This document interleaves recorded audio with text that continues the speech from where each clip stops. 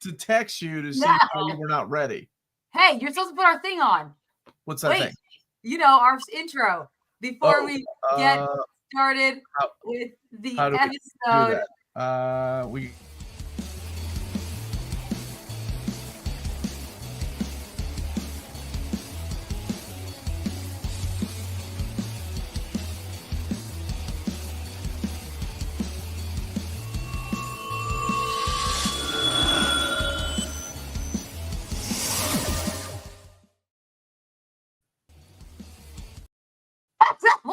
What are you doing, Amanda?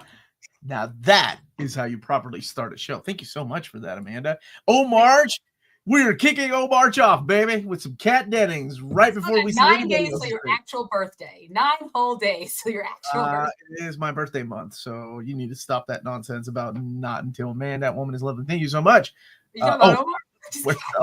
Selma is on my actual birthday. That's when we get it. Now that's enough, right, Kenny? That's what we need. A new opening, man. Forget seeing me and you. We just need them. Like that's way to start. I think we got a winner. Winner chicken dinner, baby. Sorry about that, Maya. Amanda's got crazy ideas. I don't know what you're thinking. I do not. You do. I don't know what she's thinking.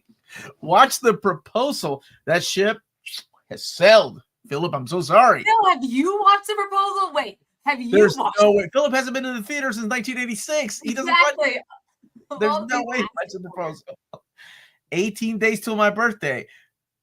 More importantly, 9 days until my birthday. And also happy birthday to you, too. We locked in. What we locked in for? March is my birthday month, too. I think we've been over it like, no, we've been doing this for a while, haven't we? We've been doing this for a while. Everyone put your birth. I don't know who any of those people are. None of them are important. None of them are important. Put them all on the near mint calendar, and that way we will know everyone. No. If you're on a Patreon tier, we'll send you a special birthday message every month. Which Patreon tier would that be, Omar? Wait, like for me, I send myself a birthday message. What are you talking about? We said someone else, our Patreon's a birthday message. It's part of a tier. Yeah, why are you creating tiers that I'm not going to be in charge of? Thank you, James, for that. Thank you, James. What run would you say the show has taken the most inspiration from so far? I own the Miller run, but haven't read it yet. We just did Bendis on Audio No Reader, and I was like, the white tie. I was like, wait a minute. I feel like this is deja vu. Yeah, I don't want to spoil exactly what happens in each of the runs in case you're reading Daredevil for the first time, but I mean, there's several. There's definitely aspects from the Bendis run. There's definitely aspects from Mark Waid's run and the whole idea about San Francisco and a particular character that was made for the show. And then a little bit of Brubaker in there too. And I mean, and of course some Miller, but yeah. We'll definitely get to all that here in a second. Daredevil isn't the only double D's. He's talking about Kat Dennings. Okay, he's talking about the opening. He's talking about the opening now. Come on now, man, to catch up. Hey, Matt, how are you, my friend? And you got Daredevil just in time. Yo, I heard rumors Miller's doing a new D run. You know what? I interviewed Paul Dini last week. The interview will go up tomorrow. And at the end of the interview, off the record, I was like, how in the world has there not been a Daredevil run by Paul Dini? And he told me he actually pitched him an idea for not Daredevil, but Spider-Man. And he told me that the opening of the Daredevil trailer where Matt and Kingpin are sitting at the diner, he's like, that's exactly how my Spider-Man pitch was. It's Spider-Man and Kingpin talking to each other at a diner. And he was like, so it looks like, I may have to wait. And I thought, whoo. Yes, we are here to talk about what, Amanda? Daredevil Born Again, episodes 1 and 2, which premiered last night, 9 p.m. Eastern Standard Time on Disney Plus, now available for streaming on Disney Plus. If you have it, or if you're overseas, I guess, whatever.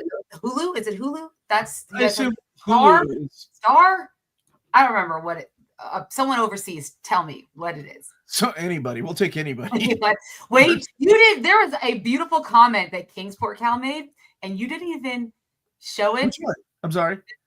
Come for the DD talk. Stay for the Amanda experience. I can't believe you didn't put that in there. I can't believe you didn't highlight that. Yeah. You know what that's called, Kingsport Cal? That's called catfishing back in my day. If I went in for the DDs and I got Amanda's planning, I'll be catfish. I'll be catfish. I don't need that in my life. Hey guys, I just finished episode 1. I have Brent. As well as we do. Brent, how are you, man? Well. The man without fear, Alf. Yep. No, I don't think so. I don't think so, boss. Strong start to DD, but there were some issues. There were some issues? Oh. Well, I mean, I have some issues, but I'm curious what everybody else's issues are. Yeah, I am curious. Internationally. Oh, that's what it's called, Neil. Okay. Thank you. Mana wants all that money. You know she does. These tickets ain't paying for themselves to go see Fall Out Boy. Love the first 2 episodes of Daredevil for you guys to talk about it. All right, Amanda, tell me a little bit of behind the scenes. This is a continuation of the Netflix series, correct?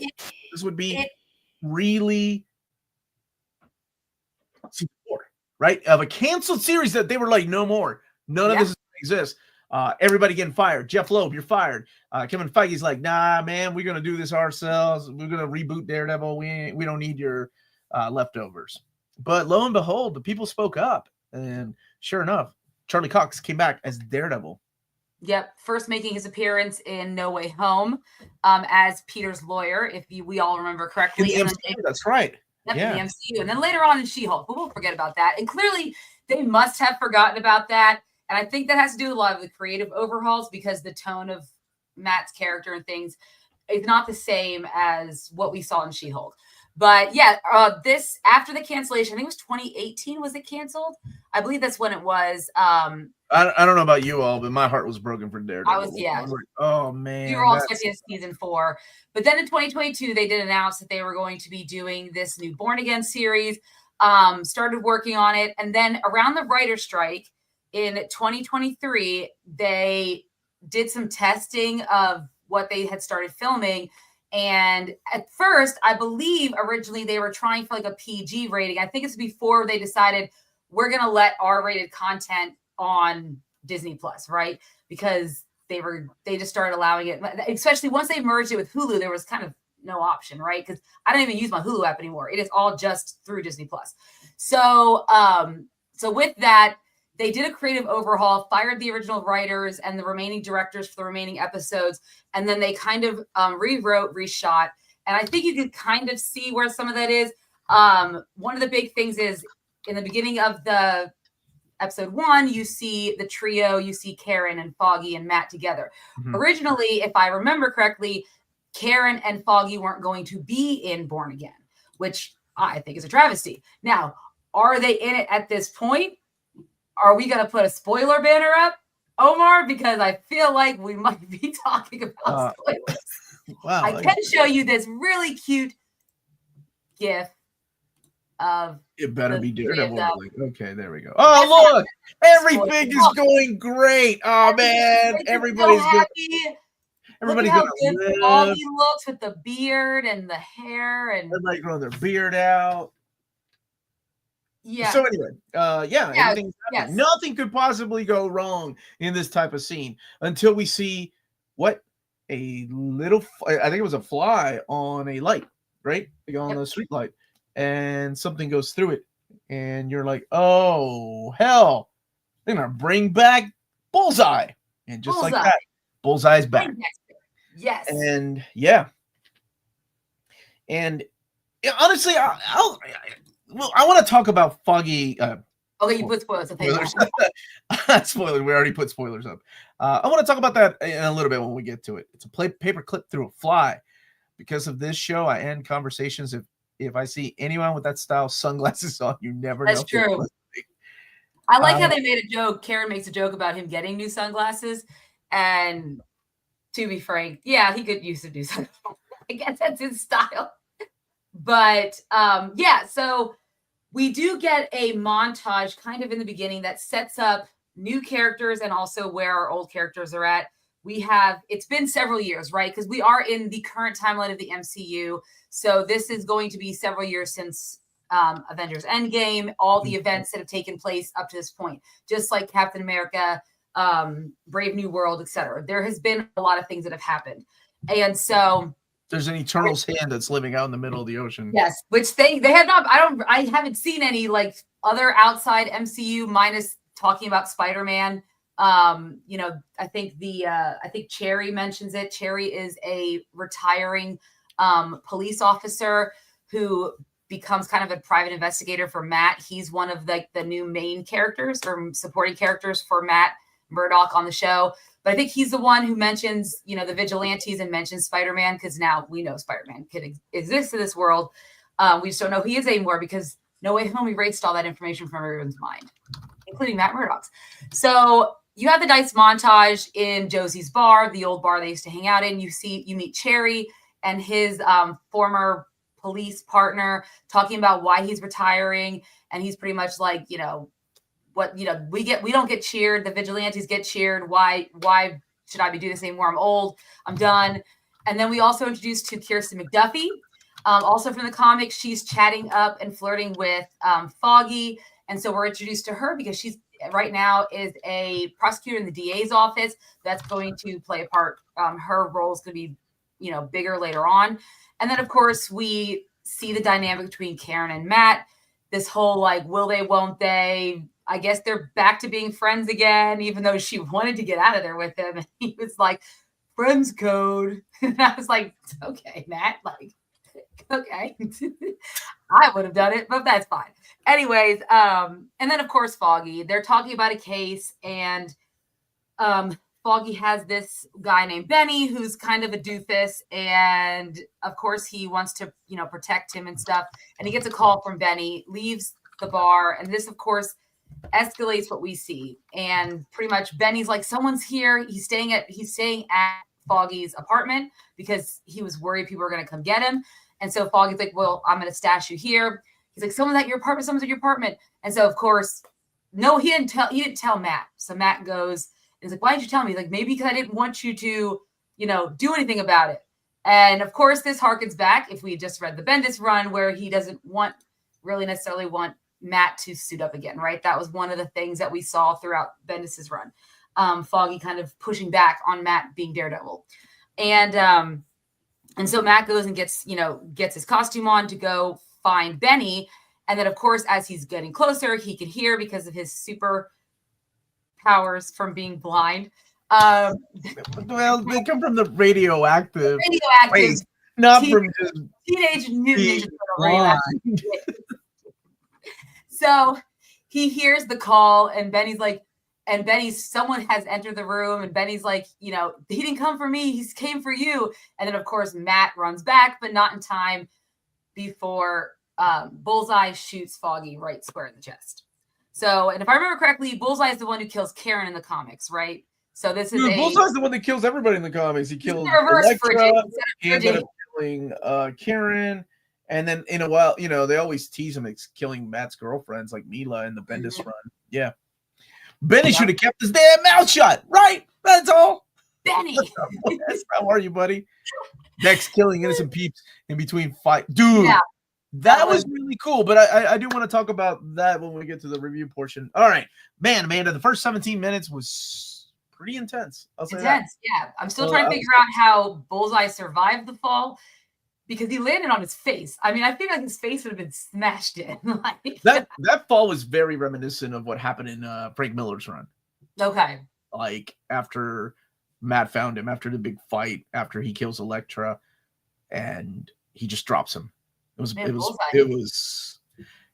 It was in your face, pretty brutal, and it kind of reminded me of that. Bullseye's one of these characters that will always live, right? Like it doesn't matter how many. I mean, then in season 3 he broke his back. Yes, I know. Okay, so how much of season 3 is canon? People are asking, because I know in the comics it gets ridiculous. At the end of season 3, the Kingpin doesn't seem like someone that could run for mayor. But then again, in the comics, the guy has been arrested, sent to prison so many times, and he still becomes mayor. So I mean, I assume everything is. Well, keep in mind, many years have passed since season 3. A lot of Endgame stuff has happened, right? So we have all that. We also have the events of Hawkeye. And then Echo, and they do mention that when we first get our first appearance with Kingpin. That's right, they do. They mention him getting shot. Vanessa's like, I've been laid up, or I've been like at your bedside while you recovered, right? Because he got shot in the eye, right? So, so he has recovered from all of that. Came out on the other side of it with, I guess, this new outlook on life and doing stuff for the city and all that. And I think. And I know all this came out before our election and everything, but I like to think that they probably were trying to hearken it to, like, New York's in such a bad state right now that they will take anyone, even someone like Fisk, who makes all of these promises that maybe he will or will not keep. And so he might divide them, but they'll take it because they need something, right? And I think that's where they're in, because you kind of see in the other MCU properties since Endgame where New York City's at. I mean, it's kind of in a, not a great place. So I think that's how we can get him to this point. And plus it's comic book politics. So well, I mean, here's the thing. Like, we've seen this before in comics. We saw it when Lex Luthor became president of the United States. Hell, even in Marvel comics, you saw it with what's his name? Norman Osborn taking over leadership of S.H.I.E.L.D. Right? We've seen villains manipulate the system and get a position of power. Lex Luthor becoming president of the United States.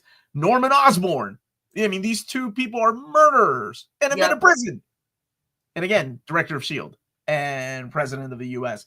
And then, of course, Kingpin in the comic books. So it's not really unbelievable that they would do this in the. Well, yeah, and what's his name said about I forgot what Dylan Nuck said about Winter Soldier going for congressman. And let's not forget, also Black Widow, before all the events of Endgame, wasn't she an ambassador for the United States at one point during this Civil War? Everything, and they're like, aren't you an assassin? Like, why do you want peace? Remember, because she went to sign the peace treaty. So all of that can it's always possible. I get it. Yeah, it makes sense, right? Like, as far as following the comics, I can believe Fisk could become mayor. People are dumb with short memories and no moral sheep. Sorry, that was true but harsh. That was the best line. I had become somewhat of a mentor to someone. Yeah, didn't they shoot you in the face? That was Echo, right? Echo. Yeah, it was Echo who did that. Yeah, it was in case you didn't watch Echo. Black Panther too. Black Panther was an ambassador, his dad, and then his dad ended up getting killed. Yeah, exactly. So it has been done in comics over and over again. This isn't anything new, but it is the first time I think we're seeing somebody. Oh, hell, Thunderbolt Ross was president of the United States. He made president. I mean, he was general. He was a general. He was general. I guess he's done a lot of shady shit, but never been. He isn't trying to run for president. He's just trying to run for mayor. And if Eric Adams can be mayor of New York, I think he's got to clean it up. But I kind of dig the way that he does it, right? Like, you see people complaining about vigilantes, about nothing getting done. And he comes in from the perspective of someone else, kind of like the everyday, like the everyman, right? Like, I kind of like that. He's like, I've been targeted by vigilantes. I've been there. I've done it. And I think it's time we fix this city. Because Bucky's 50 years as a Russian agent is just the resume you need. Just don't say certain words around him when you're having a meeting. Yeah, him or the Hulk. That was a step. Right? She-Hulk took place, I believe, before the jump. That sounds very accurate to me. Before the time jump in Daredevil, that had to have happened before that. Just the way the events are playing out in the MCU itself. But so Foggy passes away. This was very devastating for me. And I'm going to tell you why. Because I realized something about Foggy. Omar's not going to like this. But I realized, man, he looks really good. And then I realized why. Because he looks like Patrick Stubb. And it made me even sadder. And I was like, oh my God, you killed off Foggy. And that was. You think all white guys with a beard look the same? Because them two dudes do nothing alike. And I'm not even white. And I think them two dudes do look nothing alike. Anyway, okay. Okay, so so Foggy passes away, and then of course we always get the infamous MCU time jump a year later. Things have changed. Karen is now in San Francisco. Not really quite sure what she's doing there. She's just in San Francisco. She has kind of left. We don't know what happened between her and Matt. We get some kind of he shut her out. She tried to be there for him, etc. He wasn't there for her, so she left. They have a conversation. He is getting ready for the sentencing for Bullseye, and he's going to go speak at the sentencing. And he now has a law firm with Kirsten McDuffie. She has left the DA's office to go work with Matt on a storefront. I'm sure that probably her conversation she had with Foggy about why he would leave a lucrative firm like the firm he was at to go do a storefront. I think that kind of resonated with her, especially after Foggy was murdered. And so she's working with him. You also have Cherry, who you had seen in the beginning, who's also trying to help civilians during that fight scene in the first 17 minutes as well. He's now retired and working as an investigator. Is he? I haven't rewatched seasons 1 through 3. Did he show up in season 3? I love that actor, by the way. He was in Homicide: Life on the Street. He played a cop, and then he played a cop. Or no, he was in the Wire season 5 as he was kind of like the J. Jonah Jameson character. Yeah, I really like that actor. I can't remember if he was in season 3. He doesn't. I mean, we probably should have gone back and rewatched it. Where's Marcy, Amanda? Yeah, where's Marcy? I don't know where Marcy's at. Maybe questions need to be answered.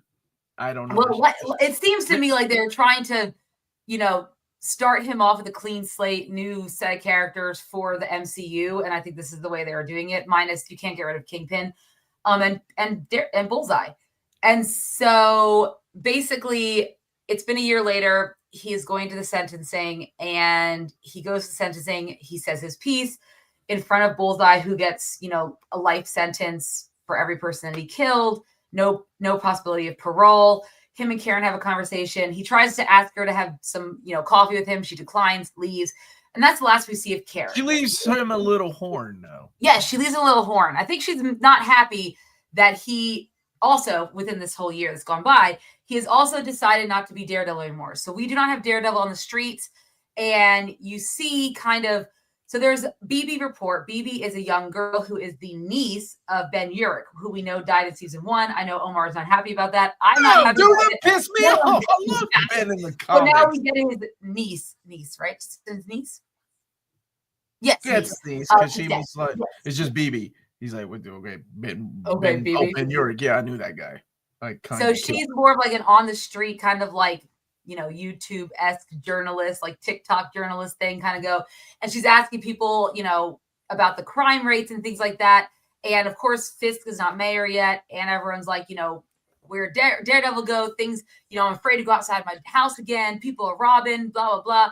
Wait, no, I did not think that. By the way, the actor who played White Tiger did pass away. I don't know if everyone remembers that. I think we talked about it on the show, but he did pass away. Yeah, they have a memoir to him, or a little in memoriam to him at the end of the episode. Was it cancer? I believe so. Yes. So it's very sad. So I don't know. I don't know what they're gonna do with that. I believe he had filmed most of his scenes and everything like that, but yeah, I don't know how that was ended up being written for the show. So, but that doesn't happen until episode 2. So episode 1, we also get the reemergence of Kingpin. And much like in Bendis' run, his wife has now taken over the empire. The 5 families are pretty much working for her, and she's got everything under control. She's, but she kind of doesn't want him back in a way. They have a very strange relationship right now. There's a lot of mistrust going on between the two of them, but he'll do anything for Vanessa. He loves Vanessa. Vanessa is his everything. And so he tells her he wants to run for mayor. And so of course he does. He has these, hats say Fisk can fix it and all that stuff. And he, of course, when Matt finds this out, he decides he has to have a conversation with him. And that's when we get the infamous scene between the two of them at a diner, having a conversation. Both of them really haven't been in Hell's Kitchen for a long time. Matt's no longer in Hell's Kitchen. I guess the office they're in is outside of Hell's Kitchen, somewhere else in Manhattan, probably. And so they haven't really been back there in a long time. They have a nice repertoire. The two of them, the actors, just, Charlie Cox and Vincent D'Onofrio, just together, such great chemistry. You could tell that they really are settled into those two characters, and just the way they play off each other. That was probably my favorite scene out of both episodes, was the two of them in that diner. That was your favorite scene? That might be a favorite scene. No, that was. I'm not gonna lie. I think a lot of us were just super excited to see both of the same, the same actors, right, come back and reprise the same roles. And scene together. Yeah, I still got to give it to the big fight scene at the beginning. Yeah, it was a good fight scene. Few complaints about some of the CG that could have done without, but holy crap, it was intense. Anyway, go ahead. No, you're fine. So, he's trying to believe that Fisk wants to be better, but at the same time, he's not sure. And then you kind of get towards the end of the episode, Fisk and Vanessa, talking about Daredevil, and he's like, don't kill him. And he's like, don't do anything. And of course, they're high up top, right? As Fisk is winning the election. So Fisk wins the election. People are out in the street celebrating, which I didn't think people are that excited about their mayoral elections, but apparently in this New York City, they love in Hell's Kitchen. You damn right they are. They love their mayoral elections. And then you have a really awesome shot of Matt looking up at where Fisk is, and he's looking up, and then the shades of red that are red light that's going across his face as he's like, will that vigilante in him, will that dark passenger, sorry, that's a thing from Dexter, but will that, beast inside of him come out? That's what he's been trying to, he felt like he went too far with what happened, with, nearly killing Bullseye, just because he let his emotions get the better of him. And so that's kind of half the reason why he stopped. And so he is now kind of trying to fight against that. So will he do that? I don't know. We'll have to wait till episode 2. I really like that scene. CGI was rough. I hope this doesn't become a theme for the rest of the season. Really quick, before we keep continuing, thank you for the super chat, Silhouette Animator. If you kill him, you won't learn nothing. The Riddler. I believe this is the first time anyone has ever quoted that movie on the show. Batman Forever. For a good reason. Did we do it? We did it really wasn't that bad, right? We did. We've done it on a couple of those, I believe. How are you, Silhouette Animator? CG was pretty bad. The first shot we see of Daredevil was pretty embarrassing. But that was the one. That was the only episode I believe that was completely reshot, like 100%, if I remember correctly. Because the pilot, usually, if you're going to reshoot, you're not going to reshoot the whole season, right? No, but definitely that pilot. Mm-hmm. So I wonder if it was rushed, and I don't know. I mean, if they overhauled it all late 2023 and then spent the rest of it, yeah, that's possible. Okay, anyway, but yes, so we get to episode 2, and now Fisk has run for mayor, and now he's dealing with mayoral issues. One of the things being the police chief does not like Fisk, and half the police force does not like Fisk. He's a thug. That's right, because that's what you should think. Like, he's a thug. You've killed a lot of my guys. Like, of course they're not gonna like each other. So what does he do? So he wants to resign. So Fisk, by the counsel of both his, aides that he has, and I'm not really quite sure what Gandolfini's son, what his role is. That's Gandalf. So that is not a comic book character. Blake. His character's name is Blake. Is that his name? Daniel Blake. Blake. Yeah. Okay. We get excited whenever we see the name Blake and like Marvel Comics. I think this is just a made-up character for the show. Okay. Which is okay. I think it's cool to have your own made-up characters. You don't need to have, every character from the comic book. Besides, you're probably going to end up pissing people off if you change a character up a little bit. Exactly. Somebody's favorite character could be BB Urich or Daniel Blake. What's up, Lionheart? How are you, my brother? Daredevil warning to Fisk about grace and retribution was great too. Oh yeah, a lot of great things in this. People can't take themselves out of this CGI stuff.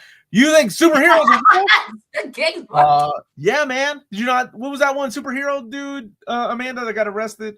There's a whole documentary on him. I can't remember his name. He was like a real superhero. I don't remember, but now I got it. Yes. I'm not reviewing any of his stuff because he really did fight crime. I did Batman and Robin. No, that's Batman and Robin. He's talking about Batman Forever. Yeah, Batman Forever. Yeah, so we haven't done that one, huh? Yep. Okay, thank you, James. Yeah, we have not done Batman Forever. Maybe Phoenix Jones, Silhouetted Animator knows what's up. Phoenix Jones, that guy. He was a real superhero. You don't know that dude. Not Diddy. Diddy. Yes, people remember. I didn't get arrested. No, man, I didn't get arrested. She gets out of tickets by yelling at Popo, man. Okay, I gotta continue babysitting. Be good, man. Phoenix Jones had a whole group of heroes. He had a whole team. He assembled a team. I don't know anything about this guy. He got in trouble with the law. I don't know what else happened. There needs to be a documentary on him. Is that Kick-Ass? No, I'm just kidding. Very similar. All right, go ahead. Very similar. Yeah. So he's dealing with this, and also the optics of Vanessa not being around doesn't look good for their more conservative, family-oriented people. So this leads them to get involved with Heather Glenn. Heather Glenn is a therapist who also gets involved with Matt. She is a friend of Kirsten McDuffie's, very attractive woman. Yeah, and a baddie. Kirsten sets them up on a date, but like they don't know it's a date. She tells Matt she's a therapist, and she tells her that he's in need of a therapist. Is that what happens? Or a lawyer? One or the other. They get together. They realize it's all a ploy, and at first, it seems like that nothing's going to like happen, but clearly they hit it off because Matt is just really good with women. I mean, he just has a way. I don't get it. I mean, that's right out of the comics, right? Very charming, knows how to, I mean, when your other senses are heightened, there are things you notice about the opposite sex that, you know, that gives you that. I ain't even going to go into detail. No, please go on. I need to know. What's the from experience of being a blind person yourself, and he can smell them, and I'm like, no, just get it. Go on. Anyways, so they end up paying it off, and they start dating. Yeah, that shows her maturity level. She's a very attractive woman, Batty. Go on. So they hit it off and they start dating. So that's one of the things going on in this episode. But meanwhile, she also has written a book, and she's also approached by one of the aides for Wilson Fisk, a young British man whose name I do not remember. And he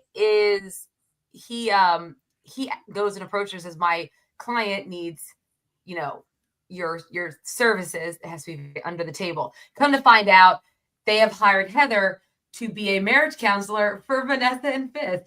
Who knew? Like, marriage counseling between the Kingpin and his wife. I love to see it.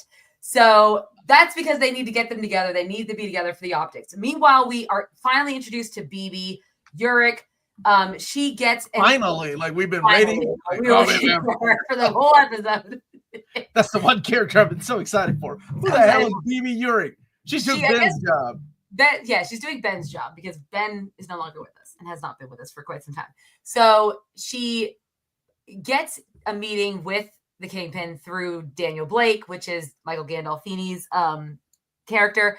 And she basically is giving, I thought she was going to ask him more questions, but basically she's kind of giving Kingpin like the whole, here's what you need to do if you want to be successful kind of thing.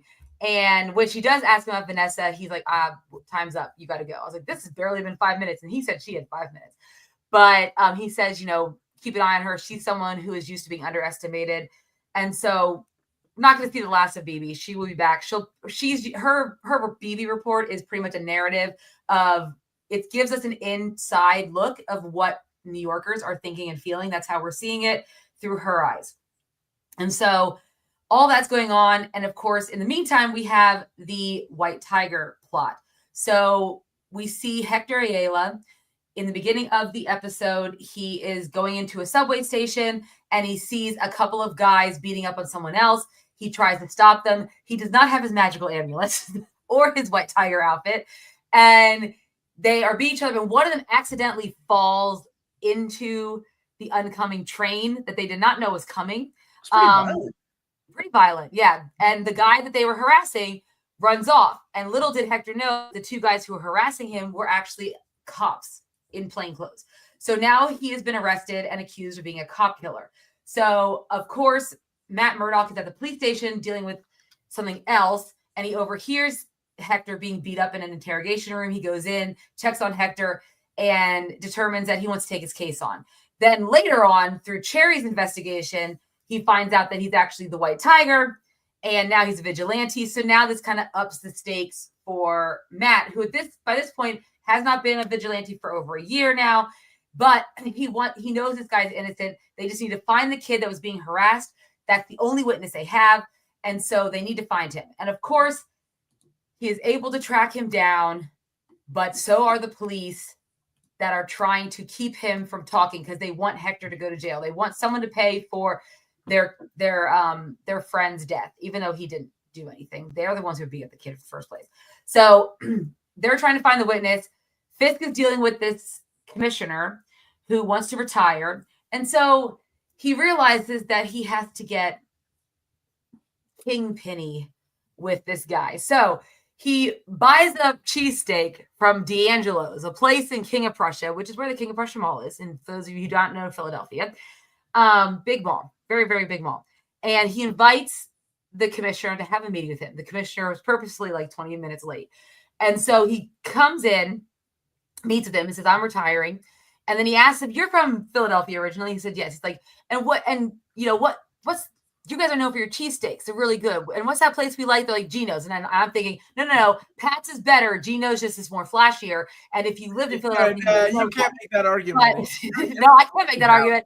Nah, you can't. You're in Kentucky now, so no, I don't care. I've lived long enough to think better. Pat's is better than Geno's. Anyways, anyone in the chat or anyone who's listening at home afterwards, if you're from Philadelphia, do you like Pat's or Geno's? Anyway, oh my gosh. Anyway, go ahead. I think that they like Geno's better. He's like, but I really love this place, D'Angelo's, and he's eating the sandwich.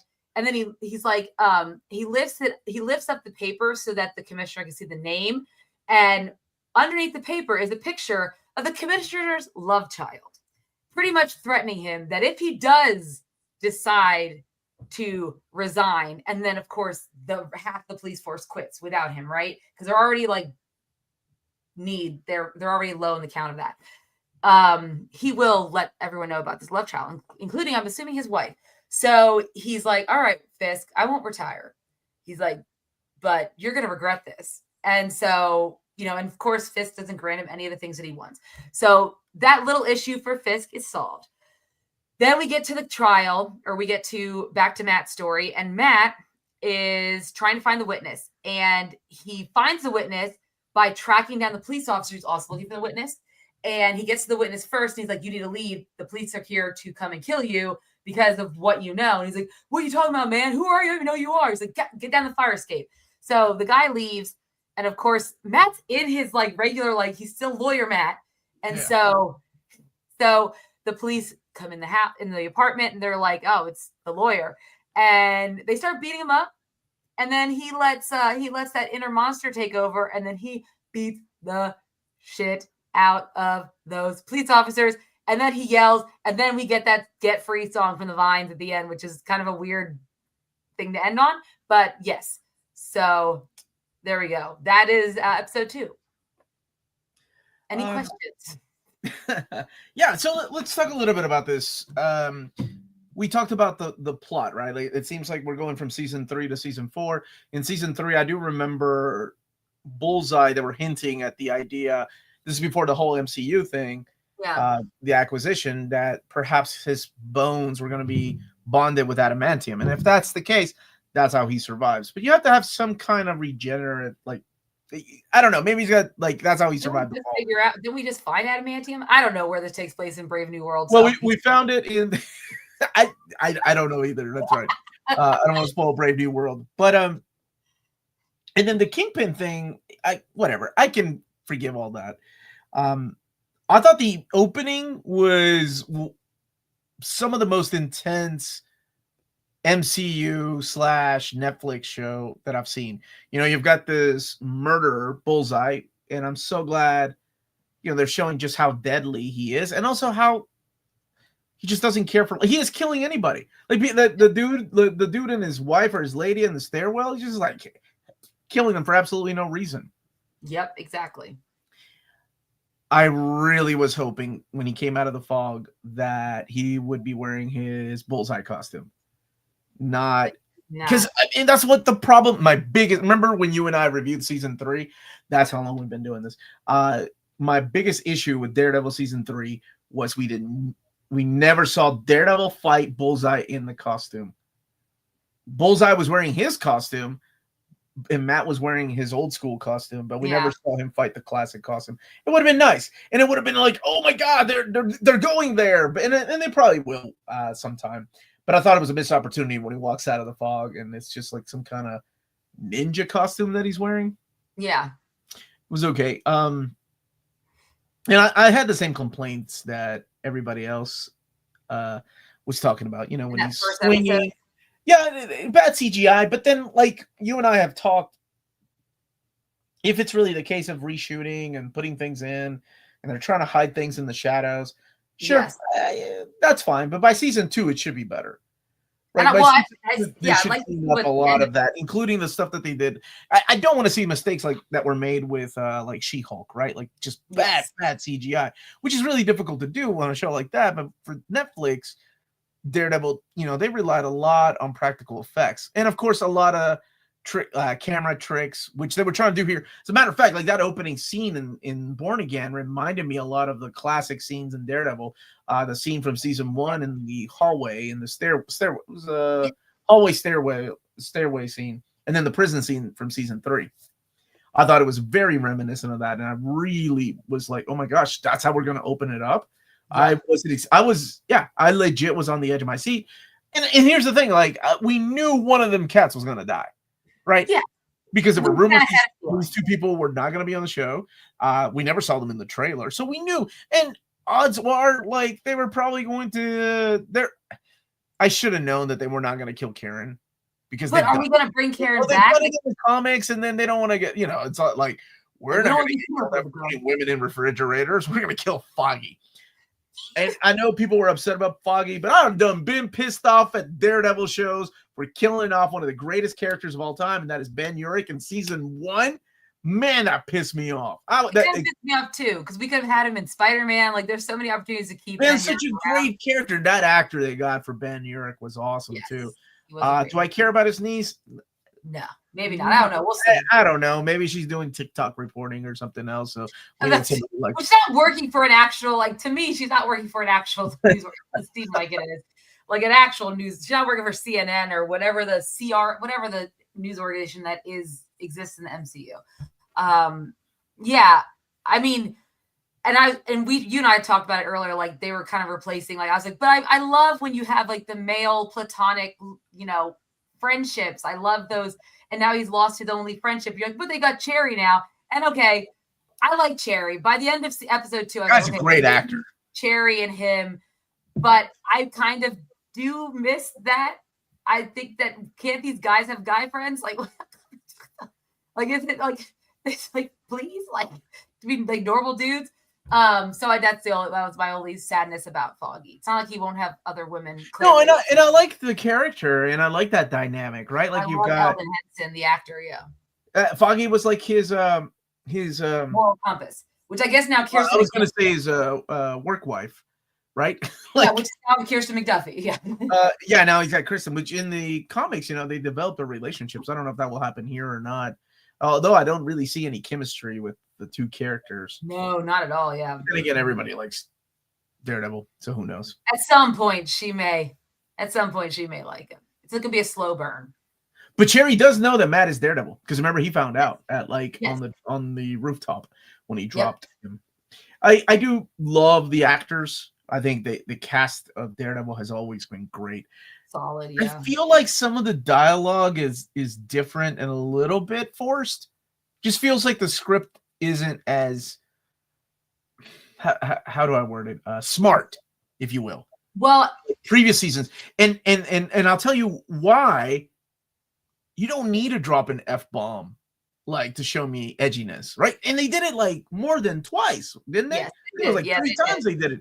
I'm like, Daredevil, like. And it was not edgy because they were swearing. It was edgy because of the graphic nature of Netflix Daredevil.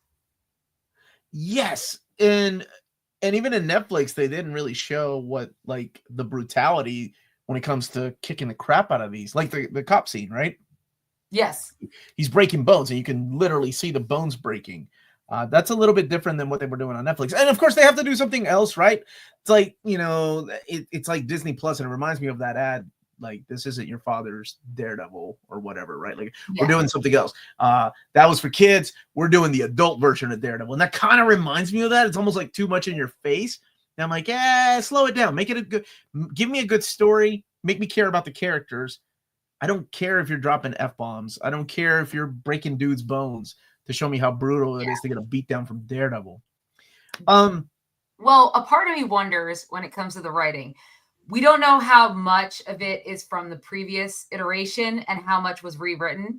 So I am wondering, like, when you're seeing some of that stuff, you're like, well, that wasn't particularly smart dialogue, or that like when he's like, he didn't have his amulet. Like, oh, okay. Like the over explanation of White Tiger's powers, things like that. I wonder if there was just a mix between what was already there and then what they had to rewrite. And then how much will we see of it in later episodes? That's going to, I think, make or break it for me, is what those later episodes, because we have 9 total. So we still have 7 more. I'm just doing math in my head. That's some good math. That's some good math right there, man. You don't get that on every channel, ladies and gentlemen. Nope, just this channel. We'll give you math. Keep you straight. And what is so it's split up into 2 different seasons, right? Like Born Again is going to be 9 episodes and then 7 episodes. Because I remember they were saying that's bad math. 18 was the original order. And then originally it was supposed to be 18. And then they're like, well, now the first season was supposed to be 18 episodes. Like and then they decided to split it up, and now we have the 9 episodes for this season. I like the music choices. I really like the music going into the. Did you like the ending of the music? I meant like I never really stick around for the ending themes unless something really dramatic is going on. But that first like 17 minutes, I'm not kidding. The music that was going into the credits, it was a big experience. I really dug that. Yeah, I did too. But the ending of episode 2, after he screams, I expected it to go to like dramatic music or go silent, but then it started off with the vines. I wanna get free. I was like, I mean, I remember that from 2004, but I don't know if I would have picked that as the ending song. Yeah, we need some Evanescence now. Like, yes, exactly. And where's Elektra? Where's Jennifer Garner's Elektra? No, we don't need that. We don't need that. Where's my basketball scene? Oh God, we definitely don't need that. I really like that opening scene. Like I know I keep going to it, but there's a lot. Like, the whole juxtaposition of Matt, just dropping Bullseye. Yes. Like, because he's defeated and then he starts crying. I was like, that was a beautiful and heartbreaking scene. Because he knows his friend is dead, right? Like, he doesn't have to be down there to know. He can hear it. He can sense it. Yeah. And he takes his mask off and drops it. Man, that was really powerful. You know what I really like about this show that's a little bit different than the Netflix show, and I think some people may disagree. I like the pacing. I think the pacing in this show seems a lot faster than what I'm used to, because I love season 1. I think season 1 and 3 of Daredevil Netflix is like, I think I gave season 3 a 9.5, maybe even a 10 out of 10. I can't remember. But I loved it. But I always had a little bit of an issue, especially in season 1, with the pacing. I mean, it wasn't until like 5 episodes that he starts wearing the black costume. I hope that's not the case here, but judging by the pacing, I think we'll see him in costume again, especially if it's borrowing elements from Born Again. I mean, Matt was out of costume in Born Again in the comics for half the that storyline. Yeah. So I hope to see him in the Daredevil costume again. And even though they've adapted Born Again in the show, when Matt was asking Bullseye why, that really got me. Stop sleeping on season 2. I didn't dig. Okay, I'll tell you what. I love the Punisher season. I love the Punisher part of that season. I wasn't the biggest fan of the. Right? Yeah, he's coming back too. Which you saw the police officer with the Punisher. I did. Yep. I hope they bring that up to the when Frank shows up, because that's going to be really interesting how that character reacts to it. Dex laughing in his face before being taught. Dude, what? That was awesome, man. That was great. That was good television. And the show has been using the F word more frequently than that. Yeah, see, I knew people would like that. I just don't. I don't think it needs it. But, it definitely is showing that this is a different type of show. Yeah, we really love season 3. Yeah, season 3, 9.5. That was great. Now, some people have seen all of this, apparently, the whole 9 episodes. How so? Illegally? I don't know, but there's a reviewer I follow who's here in Lexington who has seen all 9 episodes. We don't live in Lexington, so. Okay. I mean, you're right. We don't live in Lexington. Where are we at? Corrupt cops misinterpreting what the Punisher stands for. Well, I want to see the interaction between Frank and these characters. Because that's never happened before. Well, I mean, there's a whole thing that happened, right? Like, and why people think Marvel took away the actual Punisher shield. But we'll see. Although they still print stuff with the character and the Punisher logo. Bruce, thank you so much for the super chat. Before the strike, only filmed the first 4 episodes, which they reshot some of. So maybe the second half of the first season might be a little bit different. And I'm good with that. So I don't know how true this is, but I have read before the show started, I read somewhere that apparently the idea of the show, the tone of the show was going to be different, that it was going to be a lot lighthearted, like you said, like PG, and also maybe more like She-Hulk and procedural like She-Hulk too, which maybe they saw the reception of She-Hulk and said, nope. Well, I don't know. I mean, how well did She-Hulk do? I have no idea what the ratings did. Did it get renewed? I don't know. I know I did not like She-Hulk, but I'm wondering. Most people did not. It was not reviewed well. We know the entire NMC is at the Legion of Doom swamp. Meanwhile, at the Legion of Doom. Oh, that would be so cool, man. No, it was not. Oh, wait. Born Again season 2 started filming last month. Is that due in 2026 then? Probably, which is great. Oh, that means thank you, Bruce, for the super chat. Limited time between. I appreciate that. Unless I say that, but then unless they with not reshoots like major reshoots, but just like stuff they have to do to fix things up, it could be 2027 until we actually see it. Now that I think about it. Season 3's ending is top 5 Daredevil moments for me. That's including the comics. It's great, man. Stop. No, King's Hotel. I'm gonna dox you for that. Madison is Omar's favorite new character for the MCU, and if she ever appears in anything, I remember when she first appeared, I was like, she is the personification of everything I can't stand about the MCU. I think season 2 Born Again is confirmed for next year. If it is, some major post-production I'm gonna have to do. No She-Hulk return, but concept images of her and Scar in the Kang-centric movies. Oof. Oh my God, what is happening here? Look at all these Madison fans. Stop hating. Our movies, or is it someone else? Is it another Hulk? Tatiana was cute, but I couldn't get through She-Hulk. Oh man. Karen being scared to turn around and check if it wasn't Matt's bot. Dude, I love that too. Like a small attention to detail like that. That was great. Because could you imagine if Karen lost both of the guys in her life? Oh man. I am the only person that doesn't like Madison. Okay. No, I also don't like Madison. So you and me are on the same page.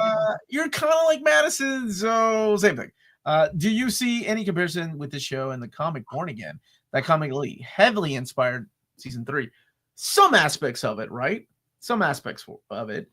Not everything. This is borrowing heavily from Charles Soule's run. That's borrowing from Ed Brubaker's run, Brian Michael Bendis' run, and then, of course, Frank Miller. The best part was when Bullseye torqued at Matt going up the stairs. Dude, he was shoving knives at him. Have you guys done a stream talking about the leaked images for all the upcoming Marvel projects?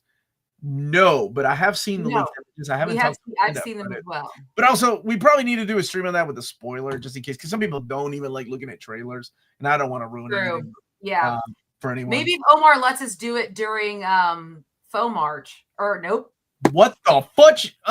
That's a hell no. How dare you? It's Omarch. God damn it. It ain't that hard to say. It's adding one letter to March. Faux March. Secret Invasion was trash. Yeah, I think I think that was those words, but it was not to my liking. I think that's the lowest I've rated an MCU project. I give it a 1.5. I don't know. James, is that James? Fact check. No. Is it the lowest rated one that we've done? Secret Invasion. Did we? I don't like that. Let's not start that movement. Ironheart and Wonder Man is set for this year. Born Again season 2 and Vision Quest. So Vision Quest is still happening, 2026. Huh. I mean, provided nothing gets pushed back or anything like that. Yeah. I think it's pretty cool that we have we've got 3 shows this year. We got Daredevil Born Again, Ironheart, Wonder Man.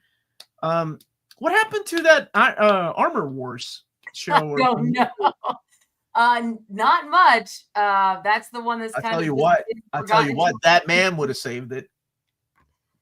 Would he have though? Would he? Hell yeah. Next time, baby. Let's show this. This is better. What are you talking? Oh yeah.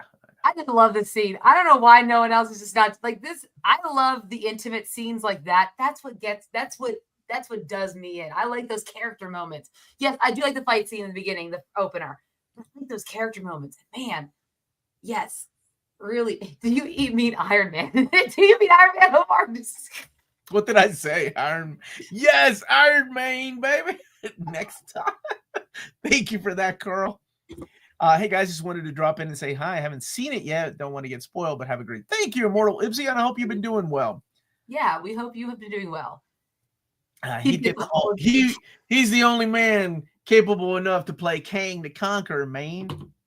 Aren't they working on a Nova TV show as well? I think that got scrapped. Maybe at some point they were. Oh my God, really, Bruce? Armor Wars is dead. Both is a TV show. The best. Did anyone do like an analysis to even see if Don Cheadle's War Machine was worth doing a whole movie or a TV show for?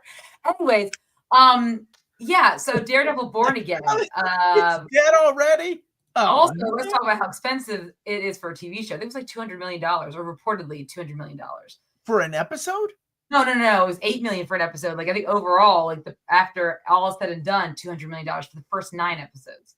You know, man, Amanda, I hate to say it, but they could have given this man a fourth of that check and made a show. He'd have taken a fourth of that check. Nope. What the fudge? All right, Omarch is back, baby. Stop it. You're gonna give somebody a seizure. Anyways, God. All those boobs floating around. Yeah, someone's getting. What a way to go. All right, what are we talking about? Don Cheadle still kicking. Stop. All right. So you like the opening. I really dug the more intimate. Love the opening. That CG, extra characters or new characters. Kirsten and Helen and Cherry. Love Cherry. I think that dude is a phenomenal actor, and I can't wait to see him shine in this too. Everything that he's worked on, whether it's Homicide, Life on the Street, The Wire, I have really enjoyed. What was he in? Was he in New Jack City? I can't remember when he was a lot younger. I'm like that. I followed his career for a long time. Great actor. House, Homicide, Life on the Street. Yeah, the young lady that played this, the therapist, the psychologist. I really like her. She's easy on the eyes. You know what I'm saying? Margarita Laivia. Yes, very well put together. Nice looking lady. Yeah, I like her. Okay. I like her. She's also a good foil for Matt. I appreciate these dating therapists. That's the other reason I like her. Someone in his brain, because I like that they're trying to show like Matt having like not always tortured, because we do see him tortured a lot. So there is that lighthearted tone. Like he is trying to like date and have this life outside of being Daredevil. Of course, it's impossible, I guess, to really reconcile the two parts of him. I mean, Dexter tried and failed. So I don't know why I keep going back to that, but it's the person who's like the dark passenger. And they keep talking about this inner thing inside of him and Fisk. They are like him and Fisk are foils of each other, right? But they use their power, their evilness for they're not evilness, their rage and their anger for different things. Fisk uses it to take advantage of people, and he uses his to exact justice. They just use it differently. They're great foils for each other. I could see why we pulled Fisk from Spider-Man and gave him to Daredevil. Not even say we gave him to Daredevil. I'm just saying that, I see why we use him for Daredevil so often. Spider-Man has tons of other people he can use. I will say it brought a smile to my face when they're just name dropping Spider-Man. That was cool. I like that. Yes, I did. I like that too. I was like, good. So he still exists. We still might get a Spider-Man 4 at some point if the script is right. Kingsport, who is Muse? That's right. Muse is supposed to be in this, correct? Yes. And I don't know if they're going to use, the origin of the character from the comic books, because that will. I don't think so. I think they're staying away from Inhumans, if you will. So much so that they're changing like Miss Marvel from an Inhuman to a mutant. So I think that property of Inhumans, unfortunately, has been just kind of bad luck for them. So I don't know. I don't know if they'll stay true to that, or if they're going to use like another origin, maybe mix in Muse with like a little bit of the Rose, and maybe make it that character, Daniel Blake. I don't know. But there is some graffiti already, which is of course a Muse thing. Exactly. And thank you so much, Bruce, for your super chat. Did not Secret Invasion ruin James Rhodes? Kind of, because I mean he was essentially he was a Skrull though. Yeah, he was a Skrull for a good part of it. So I'm sure, like, that might have ruined his character. But I mean, they did find the original Rhodey at some point. But ain't nobody found the original Rhodey. Oh, God bless. Okay, maybe not that one. Ain't nobody found the original Rhodey yet, baby. We still looking. All right. Jeff Loeb should have been included. No way Kevin Feige can match Netflix quality. I hope the fight choreographies get better. Story looks promising, though. Loeb had his own issues. I remember hearing about. Not everybody was happy with him on the set. But then again, like, I think about these movies that get made, like all the James Cameron movies or Alfred Hitchcock movies. They always have a problematic director or somebody behind the scenes that nobody gets along with. But the end product is just freaking amazing. They found the OG Rhodey, and it was Terrence Omar. Yeah, you already know, baby. After I learned the count, y'all leave him alone. All right. Let's see. Things you did not like about the first 2 episodes, Amanda. What were some of the things you didn't like? What you're like, oh, that should have been different. So, I've said some of my things I didn't enjoy. What about you? Some of the CGI when he was in the Daredevil costume was kind of rough for me. I do agree with that. Some of the dialogue in the first 2 episodes, like, for example, when the Philly's cheesesteak. No. Well, if they had said Pats, yes, I would have been okay with that. But like, so BB's character, I'm still not really quite sure what her role is going to be, minus being being like a exposition filler, right? To fill exposition on what's going on in New York City. But like when she had that interaction with Fisk, I don't know if it really amounted to anything that was worthwhile for the episode, except for introducing her as a character. She wasn't actually asking him any questions. She was telling him what he needs to do, which I feel like isn't what she was supposed to be doing. I don't know how I felt about that part. I also am not sure how I feel about the dynamics between, I don't remember the names of the female aide, the British male aide, and Daniel Blake, and where all that fits in with Fisk. And I don't know how it's going to play out. But it just seems weird because it felt like they were trying to undermine her, but at the same time, he still keeps her around. So I'm not really quite sure what's going on there. Again, that could just be with the writing. And that might be why I'm like, I don't understand why these 3 characters, what their part really is to play in this yet. So I think some of that, and I think that comes down to the writing of the some of the characters and the writing of the dialogue, for me, might be the big issue. There's a lot of, we need a lot of exposition because it doesn't fall right after season 3. So I feel like they're trying to quickly explain things to keep us up with what's going on in Matt's world, where we've been so focused on everything else in the MCU, right? Beyond what's going on in Hell's Kitchen. And so that's where, like, the quick shots of people talking about the vigilanteism and stuff like that. I don't know. Was that John Romita Jr.? Did anybody else think that was John Romita? And I was like, you think I've looked up John Romita? You would know, right? Like when they're interviewing people, I think it was in episode 1 for that podcast, or I'm sorry, that YouTube channel or whatever it is. Like, that dude looks like John Romita Jr. I don't know if it's him or not. Maybe it'd be cool if they put him in there. He's going to be at Lexington Comic Con, so I mean, ask him. Yeah, we'll ask him then. Were you? Hey, was you? It's going to be like, Daredevil? Racist that never do all Italians look like to you? Will we get a Luke Cage cameo? I don't know. People really want the Defenders cameo. People really want Elektra. People really want Iron Fist. Ain't nobody asking for no goddamn Iron Fist, Amanda. You know damn well. Danny Rand, come on. Nobody's asking for Danny Rand Iron Fist. Well, Amazing Man to be inspired by BB and change her name to A. Ooh, I like that. Wait. There might be things people assume. Maybe Aaron. Wait, what? No. Can't fit Born Again into my schedule so I'll have y'all on mute so I can contribute some of my top quality. Well, actually, Project Viking. I'm waiting for that, Alex. Can you please get on it? Jones is more likely to cameo. Yeah, people want Jessica Jones. They want Luke Cage and what's her name? Colleen Wing. Nobody was asking for Danny Rand. You sure about that? Show up, really throw off the.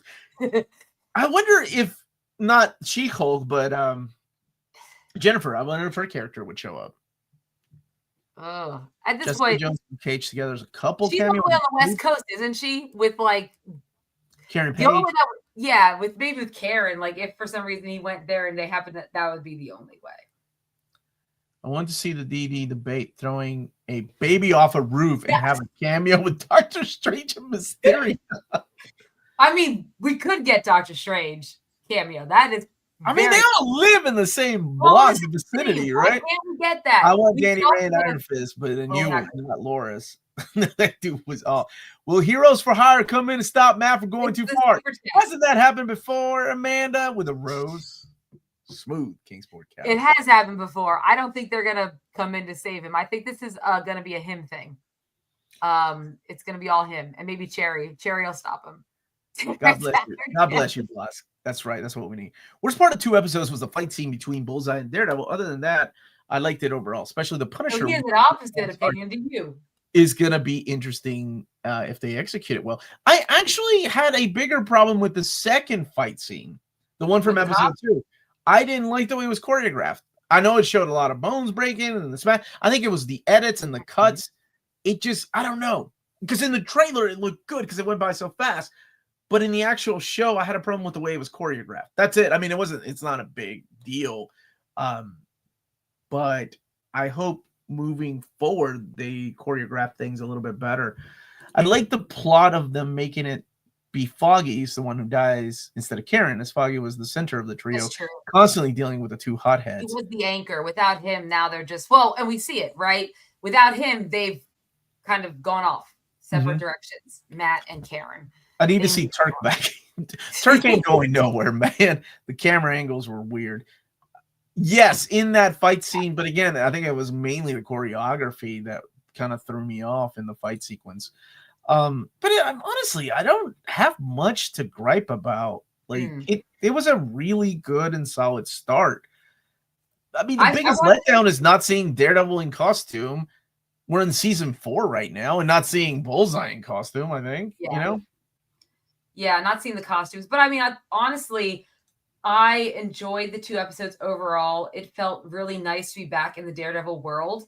It kind of felt almost like coming home a little bit because all the new stuff that had been coming out, has been hit or miss. I mean, even Brave New World, even though we've seen some of those characters before, it still felt.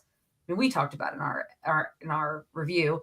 It just didn't hit the mark.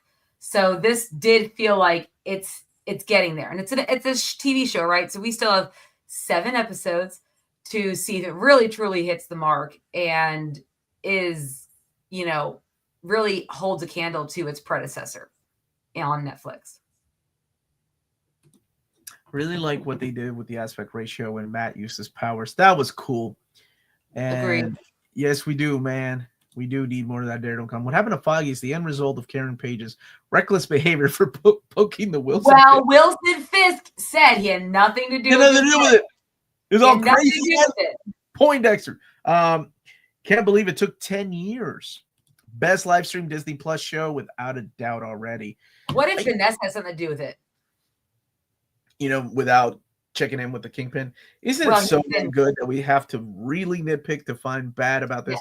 Great show so far. I think we're like, people forget. I mean, there was a time when we didn't have this stuff. I was just talking to Wes about this today, how we don't realize how good we have it. Yeah.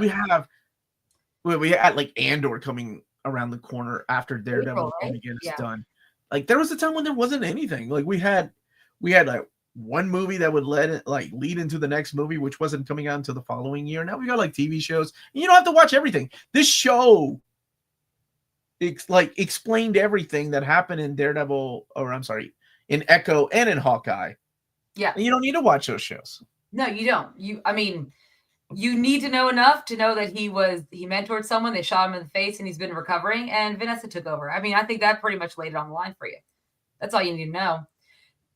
I still think Hawkeye was a great show. You should definitely watch it. Echo. Yeah, Echo was okay.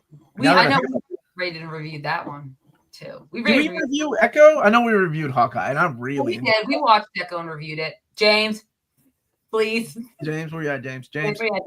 Now that I think about it, since Elektra had already gone in the Netflix series, Foggy getting killed by Dex Was probably parallel Elektra being killed by Dex in the comics. It could be wrong. We could still kill Karen. Okay. Who's that? So they knew internal affairs was setting them the whole time, but went along with it anyway. How is it just like a free movie? Homer watched the movementarians. Are you in the right chat? Mikey, are we talking about the Simpsons? Alex is so smart. I never know what the hell he's talking about. Ironically, I'm super into the upbeat, colorful Mark Waid run as Born Again just came out. That is awesome. I love that run. And I don't want to spoil it, Kirk, but there is a reason why it's upbeat. And when it's explained, it's like, oh, we are spoiled. And that's good. We are. That's good. I'm ready for it. This year has been crazy for TV shows so far. It's been excellent. We should just forget Kingpin has gotten beaten by Kate Bishop. And shot by Echo. Hey, Omnibo, how you doing, buddy? I'm waiting for him to put his white suit back on, too. Omnibo? Yeah, Omnibo. Please put your You don't know. Thinking about you, my friend. Hawkeye Season 1, Amanda, an 8.5. You're so harsh, Amanda. Omar, 9 out of 10. That's the first time. I don't even know why I gave it lower than you did. Usually I don't do that. You don't do that. You don't do that. Thank you for finding that, James. Echo, we both gave a 6 out of 10, though.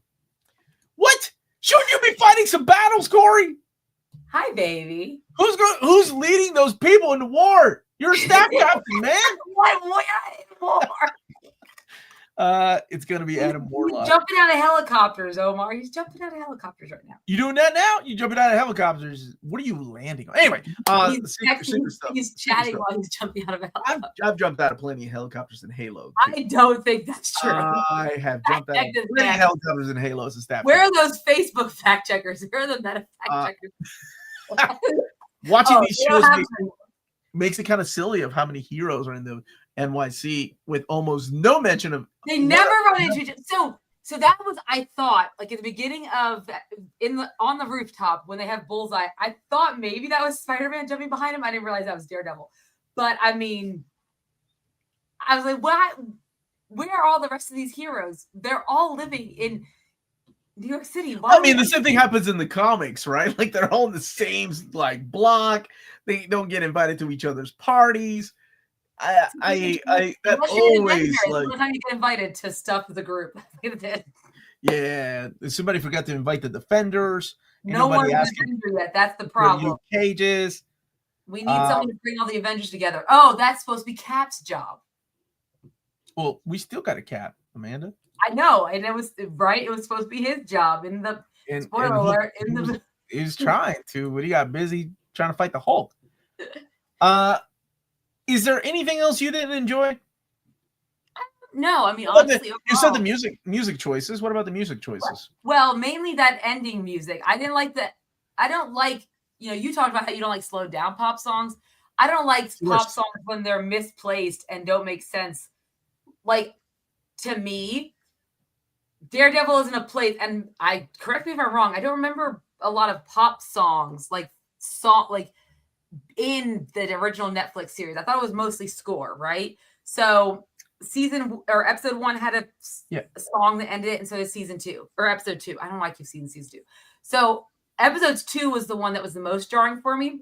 I have had a lot of wine, so I might be slurring a little bit.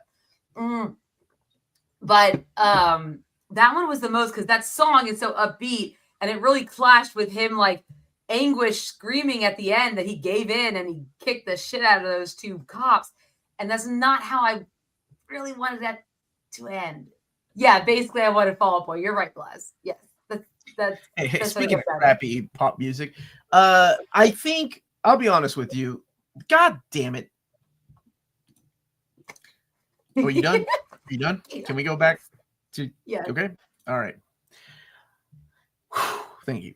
All right. So I think Willow, the TV show, set the bar high for me as far as shitty ending themes.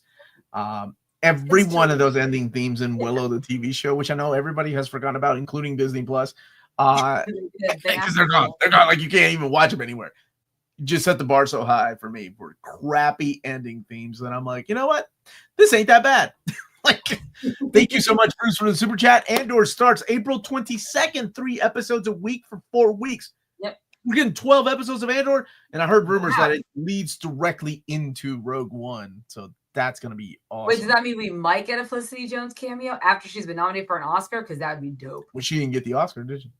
No, she did not. But she was as deserving as Mikey Madison, and we'll talk about that. But you know who got the Oscar? Oh my God, I hate this. I hate everything about this right now. Stop. Turn it off. Yes. That's it. That's it. Ugh. All right. Willow, episode 1 and 2, Amanda, 7 out of 10. You both didn't go do a full season. You know why? Because the rest of the season sucked, James. Yeah, I think we gave up on these. So bad. Disney can rot for removing Willow show. Also, I love the Black Hole Sun cover endings. Dude, every song at the end of Willow was like, none of this.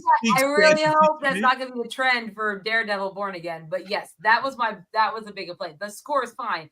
It was the pop songs. I just Yo, Kingsport Cal, you saw it? Did you see it? Couldn't finish Willow. Hey man, it was so bad. It was so bad. In episode 3, do we see Daredevil in the black outfit? Oh, that would be cool.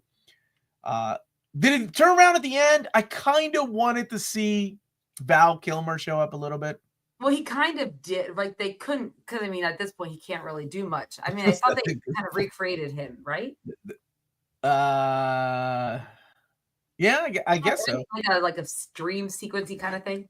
How come Nora won? Dune 2 robbed? Hey, because it's the Oscars, man. They don't really go for like the big movies, right? For Nora to win. I was not unhappy with Nora winning. Kirk, and that's all that matters. That you and your wife loved Willow. So I am sad that we'll never get to see the show again because it is now gone. Warwick Davis was also upset. I remember we were at Lexington Comic Con and it was announced that the show was not renewed. And I told Amanda maybe we should get a photo up and tell him that the show wasn't renewed. Which why would you break his heart? No, instead I think I got a photo with Michael Rosenbaum. The Daredevil 2015 show never used vocal tracks during the end credits. Thank you. Okay, so and that's Disney. They're paying more money for end credits. I know, but I don't know how I feel about it. Episode soundstage episode of Willow was oddly better than a lot of. I liked some of the character. I think never mind. I like one of the characters, and that's it. The big guy. Everybody else can just get killed off. Kane, where have you been? You've been at the gym. You're gonna have big guns by the time I see you next time. Good evening, all. Super tired from the jam. We'll stay and then head for bed. Didn't see Daredevil yet. I'll wait till all the episodes are up and watch. The worst cancellation was the Dark Crystal. Yeah. That was, oh my God. Dark Crystal almost sent Netflix a letter. That and with an E. And with an E. Yes. Oh, he loves himself girl drama. Let's just put it down. Shut up. Nora was tight. I saw I saw the friend of mine, Nora, this weekend. He's like, "What's the best Oscar nom movie?" So I gave a breakdown of all the different movies, and he's like, "Dude, you had me at lots of sex. I'm watching that one." In the beginning, but then once it switches gears into a Hangover style, gotta find this kid. That beginning makes up for a lot of the non-sex I've seen in movies. But I do. So we'll talk about the Oscars once we give our rating for Daredevil because I have. Oh, what we were. Oh, okay. Well, what do we give it? They made a TV show about Buffy's friend. Oh my God. Good for you. Good for you. Disney shows are good to me. Only exceptions are Willow, Secret Invasion, Acolyte, and Boba Fett. Acolyte. You know, half of Boba Fett was okay though. The second half. Yeah, this is a solid 8 for me. 8 out of 10. I think it's a great start. I'm wanting to see more. I hope at the end of it, it becomes like a 9 or a, because I think Daredevil for me has stayed between 9.5. Every season has been excellent. Season 2, I think, took just a little bit of a dip because it split up into 2 different story arcs, and that's and I think that was probably like an 8.5 for me. But yeah. So I'm excited for it. In season 3, there was a whole episode about Karen Page. Still can't believe it. Dean does not like Karen Page. He's happy. You're not a fan of Karen Page? She's okay. The Bleeding Saber was pretty cool.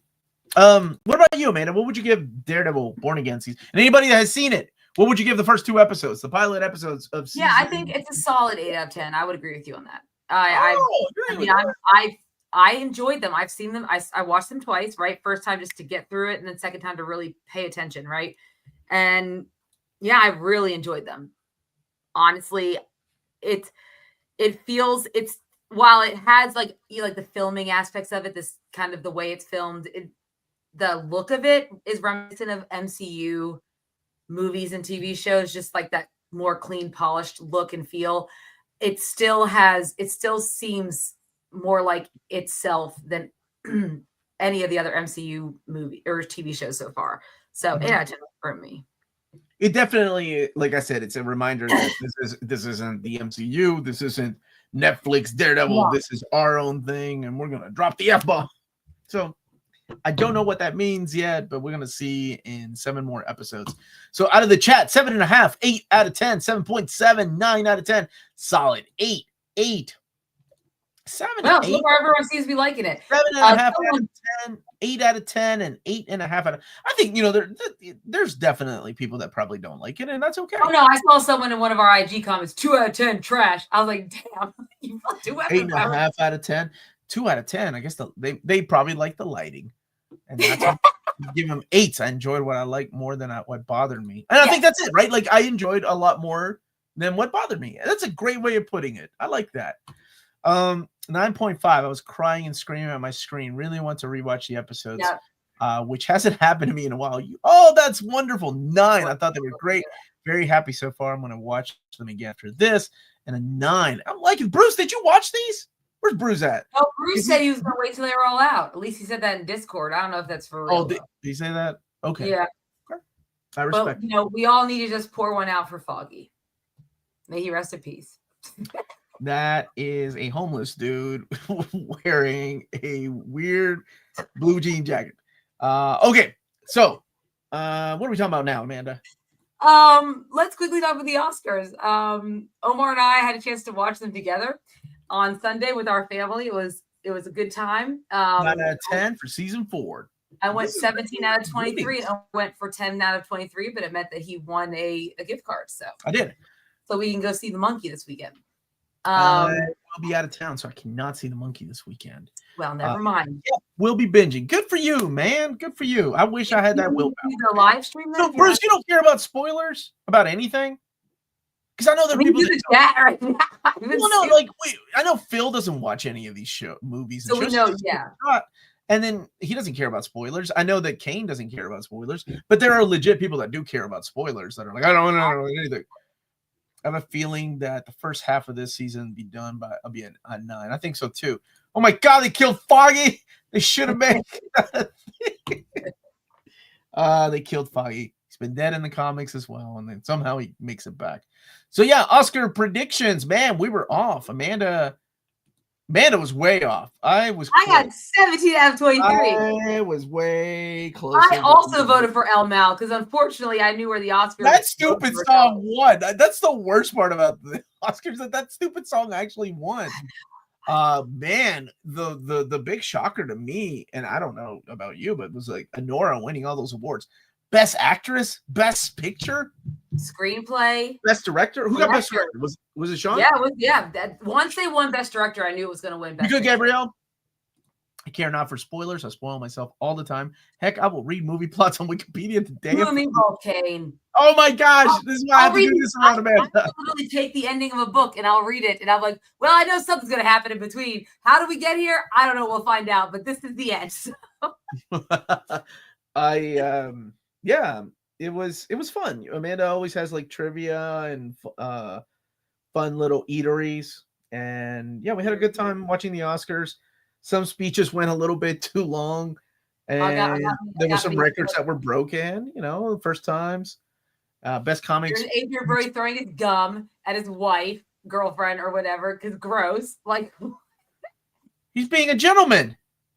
I did see a picture of Haley what's her name? Halle Berry grabbing him and kissing him as payback for what he did. Amazing. Yeah, that was perfect. Yes. Next comics YouTuber, Hot Rod. That's right. You damn right. Yep. I saved so much money. I'm glad nothing crazy happened this year. Yes, agreed. It was a pretty standard fare. Brian had fun. I liked him as a host. I love the Adam Sandler bit. That might have been one of my favorite parts of the night. Chalamet. Honestly, Timothée Chalamet, he may not have won, but I think if you did Dune win anything? Yes, it got visual effects and sound. I figured it would get sound. Yes, it should have gotten sound. It should have gotten more, but visual effects and sound. And that I think that's what upset a lot of people about Adrian Brody's speech. It's the longest, right, in history. But then like Dune only won 2 awards, and both their people got cut off, like within 50 seconds. And I get it. Didn't Brody win already for like The Pianist? Yes, and that's what even made it worse. He's like, guys, stop. I've done this before. Okay, exactly. You've done this before. Why do you need to go on and talk for 6 fucking straight minutes? You've already won one. Like those people from Dune, that may be the only time they won. Why could they speak for a full? No, we got a third Dune movie coming out. 90. They get 90 seconds. Why do you get 6 minutes? It's all going to be fan fiction. To say if he had something to say, like if it was Demi Moore talking about, I would have been okay with it. But I was really hoping Demi would win. Me too. But then I thought about it a little bit more. She did get. So I thought well, at first my first instinct when Demi didn't win, I said, "Wow, this is like the substance in real life." The younger actress beating out the older actress. Wow, there is a lot of relevancy to the substance. Everyone needs to understand how great this movie is and how relevant it is. But then the more I thought about it, one of the big arguments with the Oscars this year is the robbing of the supporting actor and actress category, because for all intents and purposes, Zoe Saldana to me is the main character. Maybe it's named Emilia Perez, but it's from her viewpoint. She has the most. Well, she has the most screen time. So why is she in a supporting actor? But that's happened before in the past with actors. Yeah, but then Kieran Culkin, the role of supporting cast or supporting actors when they're really sometimes the main lead character. Well, Velma Kelly from Chicago, which Omar did not get in my Oscar quiz. That's well, you don't have to tell everybody. That's another good example. But like Kieran Culkin, the same thing. It's Mahershala Ali for Moonshine, right? True, I think that's a prime example of that. The problem is it happened a lot this year. It's not that it hasn't happened before, but this year it happened a lot because it wasn't just Zoe Saldana. It was Kieran Culkin only had like 6 minutes less screen time than Jesse Eisenberg. And then even Ariana Grande, one could say she have equal amount of screen time as Cynthia Erivo in Wicked. Weren't they like dual leads? I would argue it's more about Elphaba. Anyways, but that got me thinking about the one that sings a song at the end. I think it's her movie. Yeah. But that's why they would choose Mikey Madison. So when you look at the substance, while Demi Moore is amazing, and I agree, I would have voted for her too. I would have voted for any of those women. Honestly, they're all fantastic. Cynthia Erivo too. But she does share a lot of screen time with Margaret Qualley. The movie depends on the both of them being so great. Honora really rode on Mikey Madison's portrayal of Annie and how good she was going to be throughout that entire movie. It was her movie. All those men around her were just supporting. Like they were just it was all a reaction of her and what she was doing. It really was Mikey Madison's movie. So to me, I was like, that makes sense. This makes more sense to me. When you really watch Honora, it's about Honora. It's about her. Yuri, all those people, they're all definitely side characters. We are focused on her and her emotions and everything that she's going through. It is her movie. Whereas, yes, you could argue that Substance, it's kind of a shared one with her and Margaret Qualley, who plays her Sue, the counterpart. You could say the same thing about Wicked. And then freaking Emilia Perez, which never should have been nominated for anything in the first place. I hope the Oscars have learned their lesson. I know they're going to be scrubbing people's social media accounts from now on. If you don't, you're stupid. But I'm sure they will be doing that from now on. Especially does that mean James Gunn can never get I think he's a fine. Anyways. No, man. You bring those tweets out and out of context. Hell, he ain't ever gonna get invited. Al Pacino is the best supporting category in the first Godfather when he was. Yeah. By the end, right? It makes no sense. We've seen these things before. Yeah, it's true. I do think that Demi was the bigger character than Margaret. I'm sorry. Because I think she had more speaking lines. She did, yes. And her character actually had range, whereas the young girl was very vain and really didn't have. But she had to be that way. Range, right? Yeah, and which was the whole point of that youth. Yeah. Right. Whereas Demi's the one that actually had to act her ass out. Yeah, so I'm okay with that. That actually makes sense. But yeah, I'm with you. And Nora was, that really was her movie. But honestly, the best. Go ahead. Flo was a big surprise. I'm glad that honestly, it won. I mean, I really thought Wild Robot would take it. I mean, we both saw Flo. I wanted Wild Robot to win because it's selfish, and I want my friend movie to win. But Flo was an amazing, beautiful movie. Like, and completely deserved it. I thought that was a good call by the Oscars. And honestly, like, to me, a movie like that, zero dialogue. The story is based on the action, the music, the animation, and if it can keep my 3-year-old enthralled for the entire length without any of that, like, you think they created things like Despicable Me with the Minions to keep kids' attention, but if you could create a movie like Flo and also keep kids' attention and be so artistically beautiful, then that means that we don't need to dumb down our stuff for our kids either. I think that says a lot about Flo itself. So I'm happy it won. And it was independent. Like the way, I mean, usually it's a DreamWorks, it's a Disney, right? But it's never something like, it's never something that independent like Flo. That never wins animated feature. So yeah, I was happy it won too. But the best part of the night, let's be honest here, is Andrew Garfield in Silk, because this man is where the hell did that come from? That is so damn gorgeous. And him and we did not talk about Andrew Garfield at all that night. I don't remember this conversation taking place. Yeah, not when he was with Goldie Hawn and he gave Goldie Hawn that heartfelt, like, out of, like, just told her how, like, much he loved her. Goldie couldn't even see her, man. And she cried on stage. It was beautiful. So that was my favorite moment. Thank you for the super chat down below. Marvel's Finest is back. First episode's a masterpiece. 10 out of 10.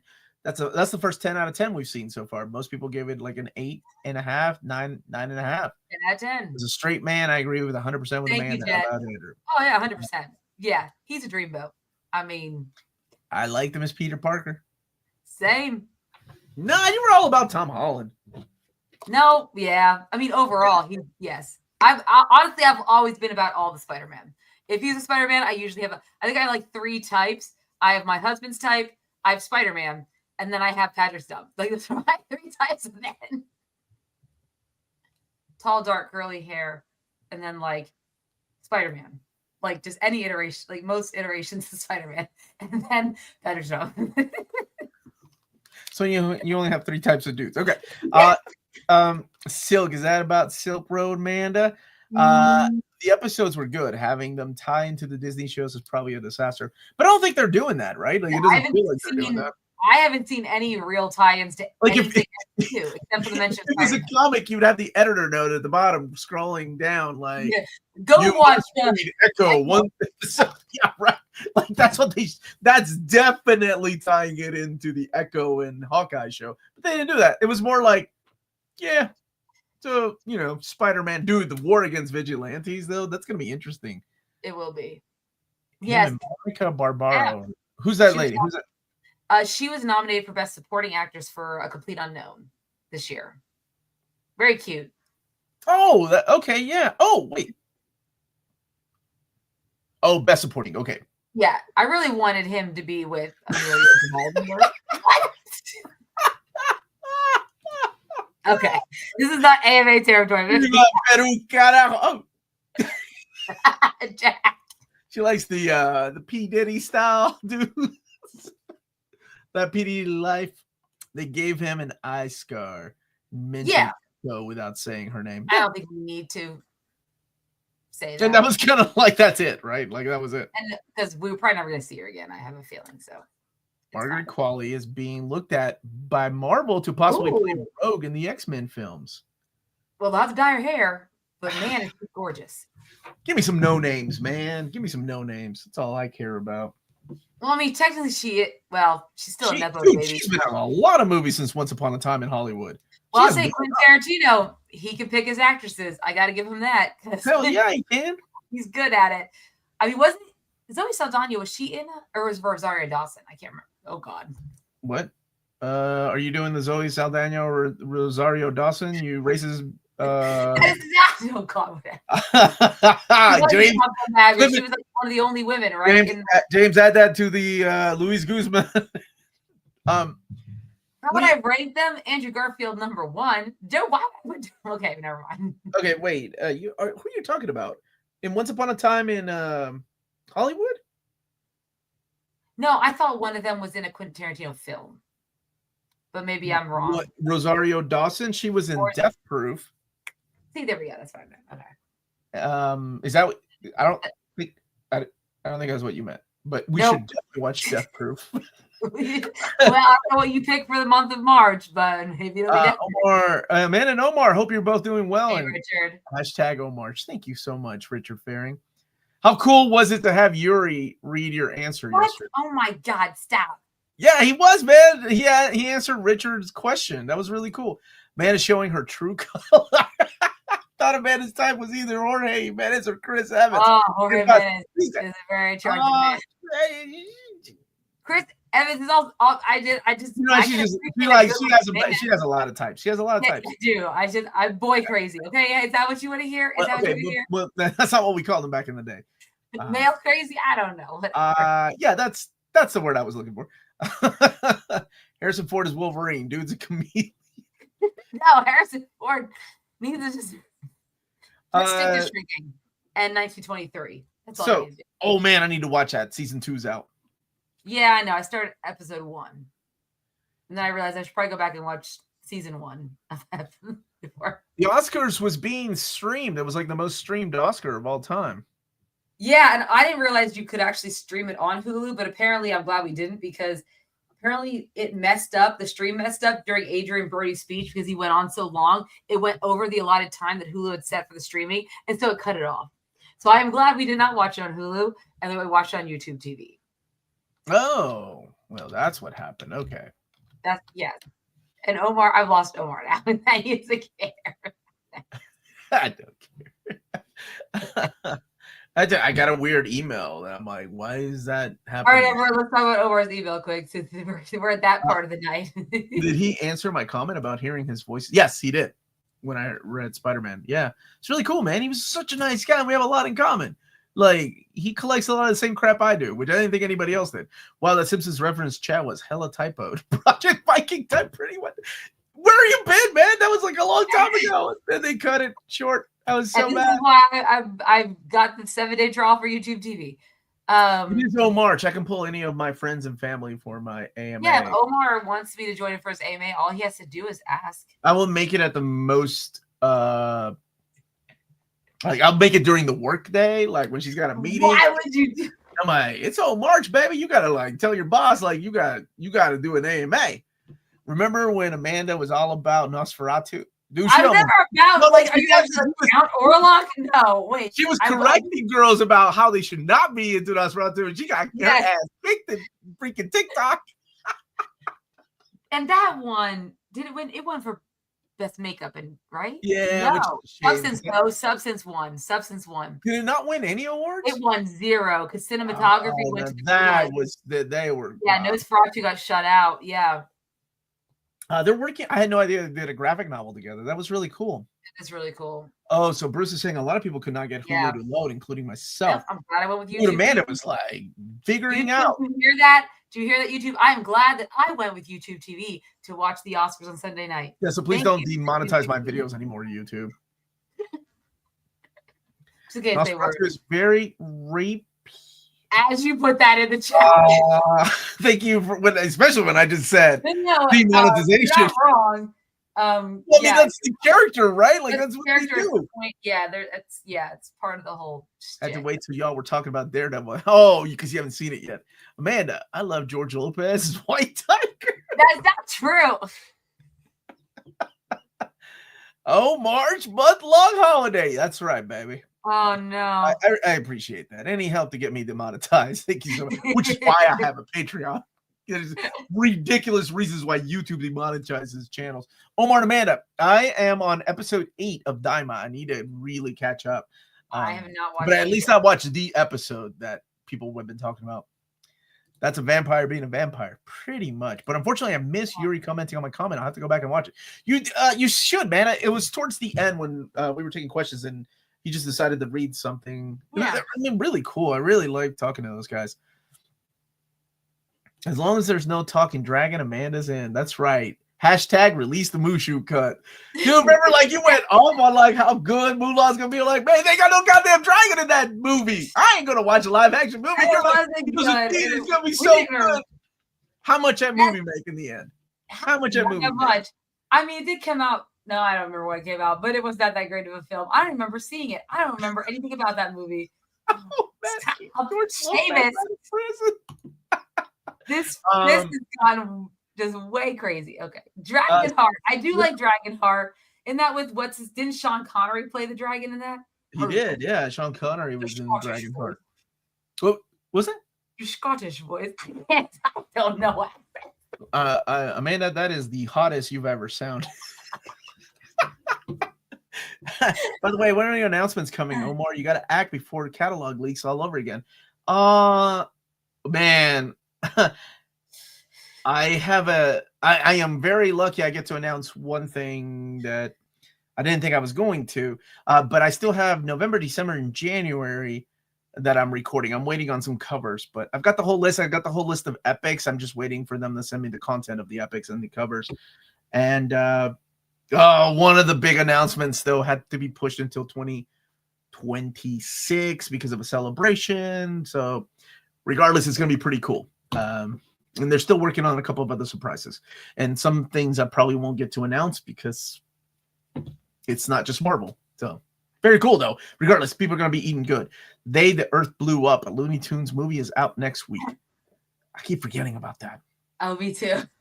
Dude, the Transformers Compendiums with the UK comics complete woven in there. Like, what? That's freaking awesome, man. I'm in for that.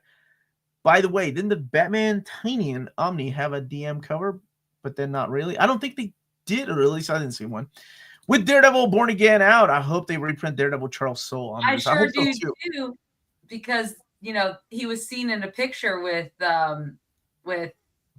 Charlie Cox and someone else. Chip Zdarsky. Chip Zdarsky. Over, I was like, yeah, Chip and Charlie were another guy with a beard, the three bearded guys, and I was like, yeah, that's Charles Soule. Charles Soule. And who else was it? Frank Miller was there. Very cool that they fly people out. Like they definitely show respect to the creators.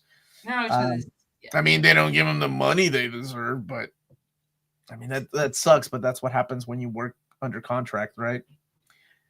Amanda, you would have remembered Mulan if there was a talking dragon.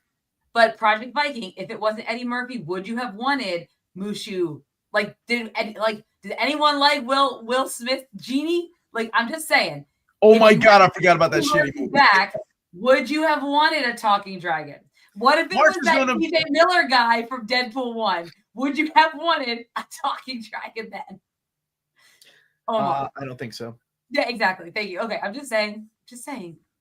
Though Eddie Murphy March is going to go full for you with the announcements, videos, and reprint polls.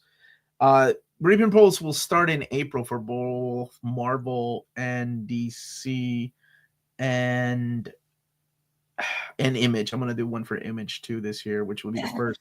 But luckily, we built that backbone last year, so it won't be too tough. And I think for this year, we've got how many weeks left in March? Amanda and I are doing Old Reader, New Reader on the 10th. Or no, on Tuesday. I'm bringing Matt, my ex, back with Oddfell and Riley and Peter on the 10th at 6 p.m. And then on Tuesday, I'm doing Old Reader, New Reader. I really need to start spacing out my my interviews too. I've committed to some interviews that I probably should have said maybe next month, just because this month is super busy with everything going on. But I think I'll be okay. Who needs sleep? And I'm also going to C2E2 next month with Amanda. Yeah. So I'm doing C2E2. I'll be at Heroes Con as well, and I'm trying to see about going to San Diego Comic Con and maybe not do too many cons too, because that also takes a lot of time. Are you going to do New York Con this year or not? I don't know. I don't know if I will. I kind of am thinking, honestly, if we don't get to go to Australia and New Zealand, that I think I've been invited to, and I'd like to go to like the London Comic Con. Oh, that's not bad. Go there, like just take a small vacation and do that. That would be pretty cool, and write it off as a work trip. Pennies on the dollar for the tax write-off, but it'd be kind of cool to work it together. But yeah, I'll be at those cons. Amanda will be with me at Heroes Con. Nope. Amanda will be with me at C2E2. Yep. Melanie will be with me at C2, or no, Melanie will be with me at the Heroes Con. Maddie wants to go to New York Comic Con, so maybe she'll go with me. I don't know if I go or not. And I'm trying to get to San Diego Comic Con again. I loved your interview the other day about the Frost Road graphic novel. Yes. Okay, it's okay. You can always hear it, and I'm sure those guys would love to come back. We had a really good conversation after the streak was over. I'm sure you guys discussed it, but do you both think the kid who got Heather to sign his book before Wilson? Someone did bring this up. News. I didn't really think about it, but I guess it kind of makes sense, right? Possibility. Yeah, I kind of like that. My name, like my actual name, for real. Can you see Omar in a tent? Like for real, my name translates to first son. What is it? Like the translation of Omar is like first son, good soldier, and tent maker. Like you had a hot tub. It was a nice cabin. Because I think Matt was asking how your camping was. I was like, I don't think that's camping. It was camping. It was I had to kill a rabbit and cook it myself. You did not kill any rabbits. I don't think you don't know what I do out in the wild, woman. That was a manly trip. Those ladies from Yellow Jackets killed more rabbits than you ever had. Yeah, you don't know that. I'm 100% positive I do know this. Yeah, my buddy Jake from the Brave of the Boys had a cool interview with Tom King last night. Nice. His agent reached out to me a couple of weeks ago trying to plan an interview, but they're going to check on his schedule. Apparently, he can only do like real late nights now, which is okay with me. Like it couldn't start until like 10 o'clock, and I'm okay with that. The rabbit on Nesquik doesn't count. It's called glamping. Y'all are a bunch of haters. Or the tricks. Y'all a bunch of haters. Y'all don't know what I was doing. I just saw Chris and Yuri talking about my comment. That was awesome. And it was very true when I read Spider-Man. That's awesome, dude. Omar probably got an ouchie. He got tucked in. Shut up, Oz. Yeah. Shut up. Andrew tucked him in. I am a man's man out in the woods. Y'all don't know. I was chopping my own firewood. Whoa. You didn't have to kill that rabbit. And all the kids at the pet store going to the therapy for years. Yeah, I went camping. What of it? Anything else to talk about tonight, Amanda, before we wrap up? What are we talking about next week? It's March. What are we doing? Yeah, so for me, I'm out. You're the one making the decisions this month. And yeah. Y'all heard that, right? Decisions. So what are we going to be talking about next week, Omar? I don't know. For the last few years, I always like to let people vote, like for one of my favorite anime, one of my favorite like fantasy movies. What 80s movie are we going to do? That's what everyone wants to know from the 80s movie. Oh, man. 80s movie are we going to, because apparently that's all we ever watch. What is your month? I want you to see RoboCop, and RoboCop always loses, and that is a masterpiece. Drop it. So does Baron Munchausen. He always loses too. It's like, Baron Munchausen always loses. Where are all these people? They want to see Terminator 2. Ooh. We did Terminator and Terminator. We didn't do Terminator 2, did we? Yeah, but I've seen that. I mean, I'll watch it again. I'm not saying. Have you seen The Abyss? Have you ever seen The Abyss? Maybe. Yes. Oh, dude, if you haven't seen The Abyss. Or am I getting confused with Deep Blue Sea? I could be getting confused with Deep Blue Sea. I ain't gonna watch a damn Deep Blue Sea. Deep ain't nobody. Dude, we might have to. No, stop it. My head is like a shark fin, or whatever the hell that dumbass. My hand is like a shark's fin. Oh, because that makes more sense, right? Let me think on that. Yeah. So next week, what we'll do is we'll start a poll probably on Sunday or Monday to let you all vote for what movie we watch and review. On Wednesday, it'll be a throwback to like what Amanda says, the best era of movies, which is the 80s. Of course, some 90s in there, and then some stuff from the 70s. There are some classics that I don't think Amanda's seen. But I'm surprised she surprises me from time to time. She's seen some classics, but not all of them. Yes. Yeah. So, oh man, it'd be great to see a Western. Have I done Westerns? No, and thank God for that. Oh man, I'm gonna put them 3.5 hours. Western. I do not care for the Western. Searchers. Oh man, the Searchers is freaking man who shot Liberty Valance. Please tell me you've seen at least like a modern Western. Like, I can't believe I'm calling it a modern Western, but like Unforgiven. Yeah, I've seen those things, but not anything like those things. What about Sam Raimi's Quick and the Dead? No, I've never seen Quick and Dead. I did see. Don't you say the Wild Wild West. I will boot your ass bastard before you can even finish Tombstone. That. I've seen Tombstone. Does that count? Yeah, Tombstone's like a cool Western. Seen True Grit. That's not a Western. No, yes, it is. Okay, there it is. Actually, the True Grit, the one with not the original, the one with not the John Wayne one is solid, but the True Grit with what's his name, the Jeff Bridges is actually more it's faithful to the book than the original one. Yeah, they're great. That's a great one. Yeah, I've seen that. Look, the old Westerns just wasn't like. My old Westerns are so good, man. They're long as hell. The spaghetti Westerns are classic too. Man, I know. But there are some good movies like The Searchers. Is The Lone Ranger with John? I did not see that movie. No, what? Saw that movie. And the dude that eats people with Armie Hammer. Yeah, you want to watch that? Wait, are you talking about the movie with the aliens? What's time of? No. Nope.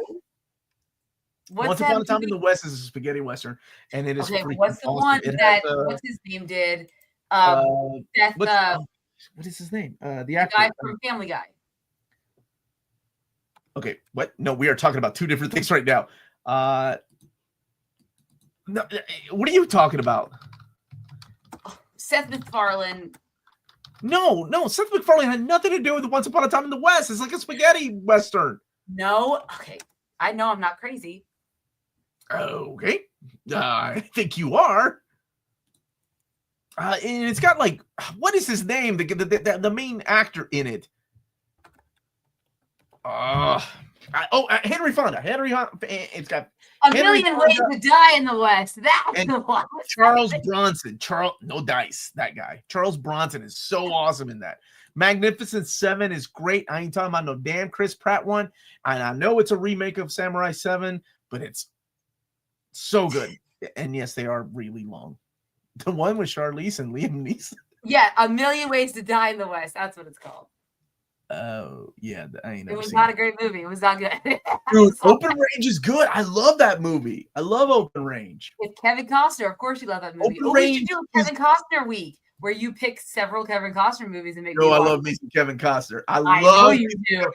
I know. So I'm like, why don't you watch any Kevin Costner films? I haven't seen all of them. No, I can't bring myself to watch Field of Dreams though, because I love that movie, but that's just reminds me too much of my dad. Anybody that's ever lost their Field of Dreams will just rip your heart out.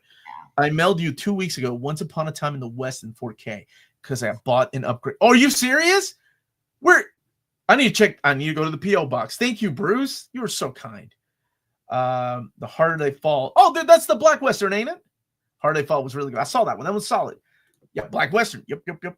Wild Bunch. Wild Bunch is classic. Yeah, I don't know. Maybe, man, I'll put my cowboy hat on. You get you a cowgirl hat. I'm sure Fallout Boy, one of them idiots is wearing. I have a purple cowboy hat I wore to their Nashville show. Yes, I can do that. Like a true Western, purple cowboy. Yeah, we'll come up with something. Let me come up with some ideas, and regardless, you all get to vote. So make sure you're subscribed to the channel. Anything else tonight before we wrap up, Amanda? And thank you, Bruce, for that last super chat, my friend. Open Range was part of John Wick before John Wick cost the bad guy. Open Range is the reason why Kevin Costner was not in Kill Bill. He was busy doing Open Range, doing his own movie, which is the same thing he did with Horizon, right? Because he didn't have time for freaking Yellowstone anymore. Sure, that's the only reason why he didn't do the last season of Yellowstone. Okay. It wasn't because there were disagreements between him and Taylor Sheridan. Probably. I don't know anything about the behind the scenes. But all right, Panda, sign us out. Awesome. So thank you guys so much for watching. Don't forget to hit that like and subscribe button. And remember to follow us on all of our social media channels at nearmintcon. Remember, check us out on Spreadshop for some great Near Mint Edition merchandise. And also check us out on Patreon for $1 a month or more. Get support us here in what we do and get some really cool perks along the way. And last but not least, if it is classy and cool, it must be Near Mint. Good journey till all are one. And if you feel it, chase it. Good night, everybody. Oh, March is up, man. Oh, March is on.